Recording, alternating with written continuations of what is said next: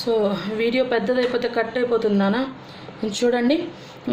మనం Soma clones tissue కల్చర్లో మనం ప్రొడ్యూస్ చేసిన వెరైటీస్ చూడండి. సోమా క్లోన్స్ అంటే చెప్పాను, group of plants identical to parent మాట. ఒక పేరెంట్కి ఐడెంటికల్గా గ్రూప్ ఆఫ్ ప్లాంట్స్ ప్రొడ్యూస్ చేశారు. కమర్షియల్లీ బాగా ఉపయోగం మాట, ఎకనామికల్లీ బాగా లాభాలు తెచ్చిపెట్టిన సక్సెస్ఫుల్గా ప్రొడ్యూస్ చేసిన somaclones tomato, banana, apple, teak, bamboo, eucalyptus etcetera అని ఇచ్చాడు ఎగ్జాంపుల్స్. అవి గుర్తుపెట్టుకోవాలమ్మా.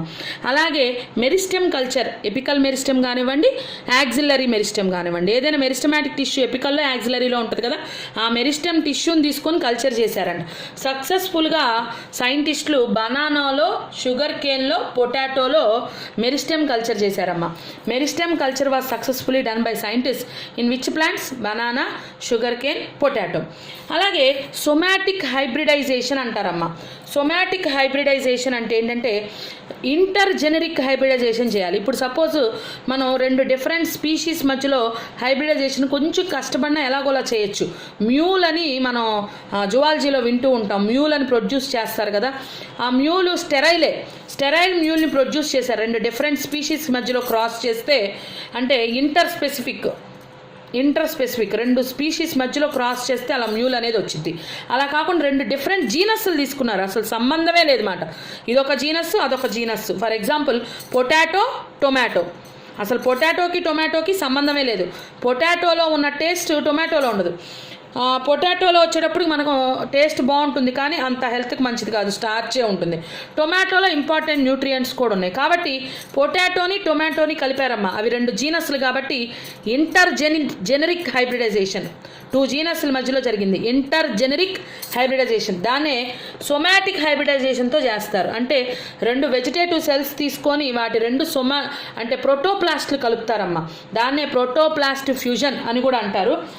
సొమాటిక్ హైబ్రిడైజేషన్ అన్నా, ప్రోటోప్లాస్ట్ ఫ్యూజన్ అన్నా కూడా, లేదా పారాసెక్షువల్ హైబ్రిడైజేషన్ అన్నా కూడా, లేదా ఇంటర్ జెనరిక్ హైబ్రిడైజేషన్ అన్నా కూడా పొమాటో అనే ఎగ్జాంపుల్ చెప్తాం. పొమాటో అంటే పొటాటో ప్లస్ టొమాటో కలిపితే వచ్చిందే పొమాటో. ఈ పొమాటోని ఎలా గ్రో చేశారనేవి మనం సొమాటిక్ హైబ్రిడైజేషన్ తెలుసుకుంటే తెలిసిద్దమ్మా. సొమాటిక్ హైబ్రిడైజేషన్ అంటే ఎలా చేశారనేది చెప్దాం, దాంతో టిష్యూ కల్చర్ అయిపోద్ది.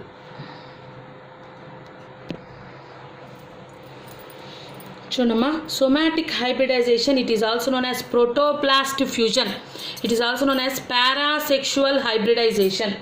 So how example for somatic hybridization is pomato. How a pomato is produced? See, one potato cell is taken, diploid, one tomato cell is taken, diploid. These two cells, cell walls are digested. Cell walls are digested by using cell wall digesting enzymes like cellulases, pectinases. Cell wall digesting enzymes are used. Cell walls are digested such that protoplast came. Means cytoplasm, nucleus, plasma membrane, protoplast. So this protoplast 2n, this protoplast is also 2n. So this 2n plus 2n protoplasts are fused. These two protoplasms are fused such that we are getting 4n, 2n nucleus are present. This is called heterokaryon, means two different nucleus are present, still nuclei are not fused. That's why that is called heterokaryon. Later these two will fuse to form a 4n nucleus, tetraploid nucleus. That tetraploid results in the formation of pomato. That 4n condition is nothing but pomato. So this pomato is formed which is 4n. Like this, potato cell, tomato cell are taken, cell walls are digested, their protoplasts are fused. Due to fusion of protoplast, first heterokaryon will be coming with the two nuclei separately. Later these two nuclei will fuse to form a tetraploid cell called pomato. Potato plus tomato characters are fused in this pomato. Unfortunately this pomato is a failed species, that is a failed process. Process is successful but this hybrid was completely failed. This is not at all used in the market because this is a failed variety pomato. ఆ taste బాగాలేదు, ఆ nutrients ఎవరు తినట్లేదమ్మా, అదొక failed variety అని చెప్పుకోవచ్చు. పొమాటో ఎలా produce చేసామో మనం ఇక్కడ సొమాటిక్ హైబ్రిడైజేషన్లో చెప్పుకున్నాం. అలా ఫామ్ అయిన దాన్ని హెటెరోకారియాన్ అన్నాం. హెటెరోకారియాన్ నుంచి మనకి ఫ్యూజ్ అయ్యి అది వచ్చిందని చెప్పుకున్నాం పొమాటో. అర్థమైంది కదా ఇక్కడ వరకు. యూజువల్గా ఇలా సొమాటిక్ హైబ్రిడ్స్ ఇలా 4N 6N అలా ఫామ్ చేస్తారన్నమాట. అలా ఫామ్ చేసేవి ఇలా ఫ్యూజన్తో ఫామ్ చేస్తే దాన్ని సొమాటిక్ హైబ్రిడైజేషన్ అంటారు.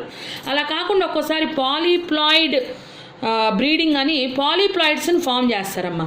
ఆ ప్రాసెస్ని పాలీప్లాయిడీ బ్రీడింగ్ అంటారన్నమాట. సో మనం మ్యూటేషన్ బ్రీడింగ్ చూసాం కదా ఆల్రెడీ, అక్కడే చెప్పుకోవాలి అసలు, కానీ సిలబస్లో తీసేశారు మనకి. పాలీప్లాయిడీ బ్రీడింగ్ అంటే అర్థం ఏంటంటే పాలీప్లాయిడ్స్ని యూజ్ చేసి ప్లాంట్ బ్రీడింగ్ చేస్తాం. అసలు పాలీప్లాయిడ్స్ అంటే ఏంటి? మోర్ దాన్ 2N ఉంటే వాటిని పాలీప్లాయిడ్స్ అంటే 3N 4N 6N 5N ఇవన్నీ పాలీప్లాయిడ్స్ అన్నమాట.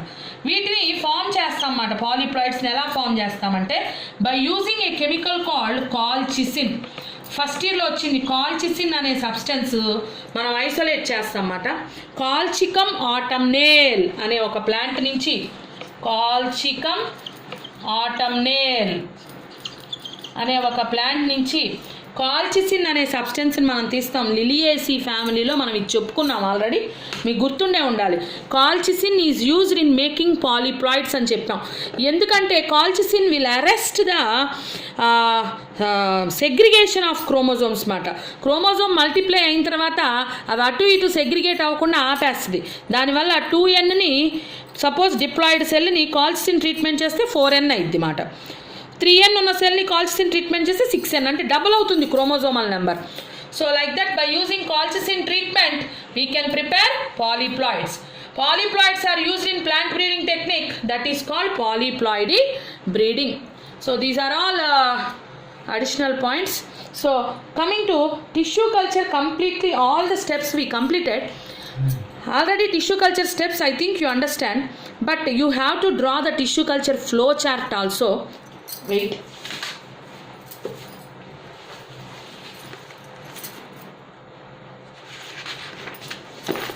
There is no time to draw on that board. Just try to see on the textbook. See ma, I think you are able to see. I will keep the photo of this tissue culture. See, preparation of medium, nutrient medium. Wait ma, I will hold with my hand and I will show you the table clearly.